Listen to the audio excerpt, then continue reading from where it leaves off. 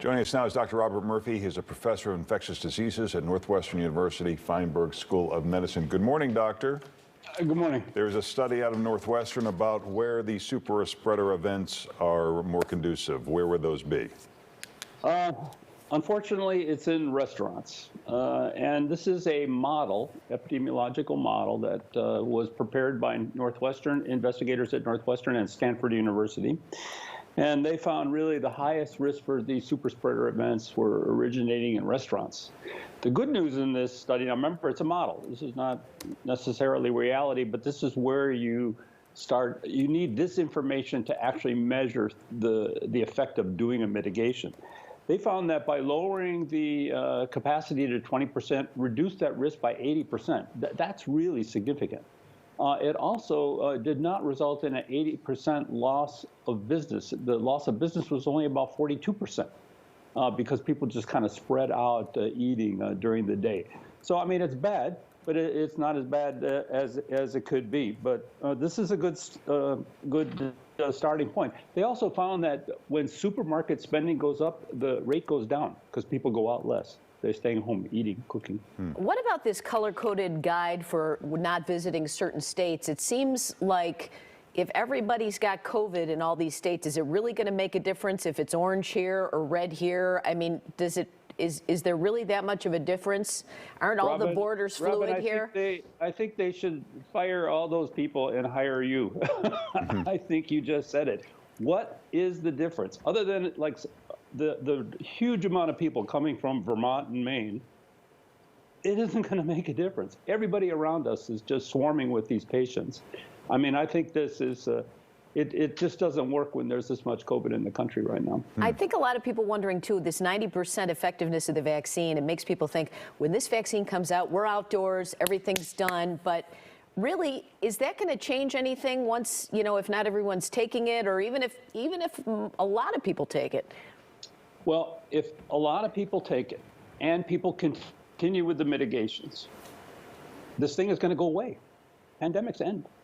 You know, if we had a mask mandate right now, before you even got the vaccine, the rates would plummet. All right, let's take a look at viewer questions. When and why did they start listing the COVID cases in Illinois as both confirmed and probable? It seems odd to list both, as the confirmed cases are the ones we are really concerned about. Well, we're really concerned about how many people had COVID.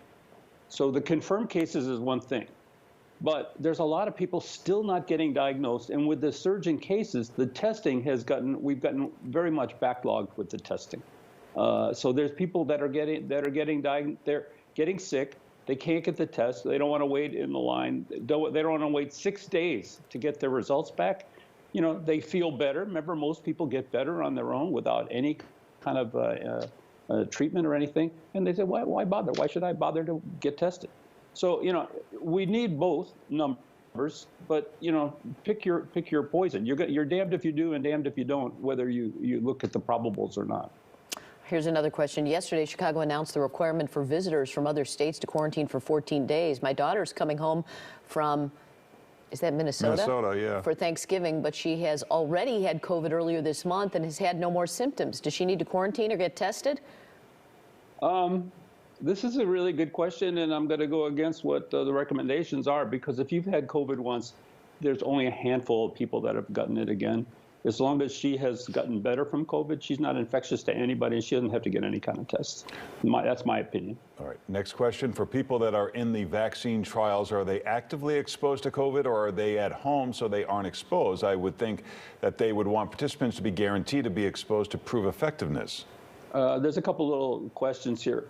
So one thing is that the vaccine is not COVID itself. The vaccine is just a little piece of COVID that's synthetically manufactured. So you're not actually getting COVID, all right? You're getting this protein that mimics it, and you mount this big response. So it doesn't really make any difference. And of course, you want to have everybody take the vaccine to get protected. However, to prove that it works, you have to have a group getting placebo and a group getting vaccine. Once this thing proves that it works, those people that got the placebo will be given the vaccine. All right. Thank you, Doctor. If you have a question for Dr. Murphy, head to our Morning News Facebook page and post it there, and we'll talk to him again tomorrow. Thank you, Doctor. Great. Have a good day. Hey, Paul. Good morning. We're going to see temperatures today climb only into the upper 40s after yesterday's record high of 75 degrees. We're at 36 currently at O'Hare and right downtown at the lakefront. It's